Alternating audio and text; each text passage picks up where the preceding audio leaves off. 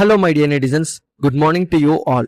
கருப்பு படத்தோட கதையை ஆர்ஜே பாலாஜி எங்க இருந்து எடுத்திருக்காருன்னு தெரியுமா? இதை பத்தி தான் இன்னைக்கு வீடியோல பார்க்க போறோம். சோ இந்த இன்ஃபர்மேஷனை நீங்க ஃபுல்லா தெரிஞ்சுக்கணும் அப்படின்னா இந்த வீடியோவை ஸ்கிப் பண்ணாம ஃபுல்லா பாருங்க. ஆரம்பிக்கலாங்களா? காமெடியனா சினிமால கால் தடம் பதிச்சு இப்போ டைரக்டர் அண்ட் ஆக்டரா கலக்கிட்டு வர்றாரு ஆர்ஜே பாலாஜி. அவருடைய டைரக்ஷன்ல ரீசெண்டா ரிலீஸ் ஆன கருப்பு படம் 200 கோடி ரூபாய்க்கு மேல வசூல ஒரே வாரத்துல கலெக்ட் பண்ணிருக்கு. இது வரைக்கும் 236 கோடி ரூபாய் வரைக்கும் வசூல் செஞ்சிருக்கு. இப்போவும் தியேட்டர்ல மக்கள் கூட்டம் அதிகமா வரதுனால சூர்யா கேரியர்லயே இந்த படம் பெரிய வசூல் சாதனை படைக்கும்னு எதிர்பார்க்கப்படுது. கருப்பு படத்தோட கதையை ஆர்ஜே பாலாஜி எங்க இருந்து எடுத்தேன்னு சொல்லியிருக்காரு. அவருடைய சொந்த வாழ்க்கையில் நடந்த ஒரு சம்பவத்துல இருந்து தான் இந்த கருப்பு படத்தோட கதையை அவர் எடுத்தாராம்.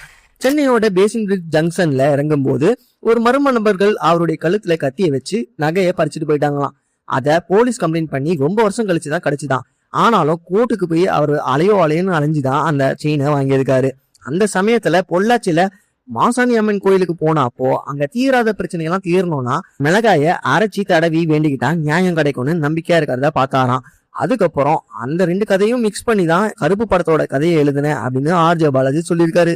ஓகே நெட்டிசன்ஸ், இந்த வீடியோ உங்களுக்கு பிடிச்சிருந்தா லைக் பண்ணுங்க, சப்ஸ்கிரைப் பண்ணுங்க அண்ட் பெல் பட்டனை கிளிக் பண்ணிக்கோங்க. மறுபடியும் வேற ஒரு இன்ட்ரெஸ்டான சினிமா அப்டேட்டோட அடுத்த வீடியோல பாக்குறேன். சோ அது வரைக்கும் டாடா, பை பை. மறக்காம சர்ப்ரைஸ் பண்ணுங்க. தேங்க்யூ.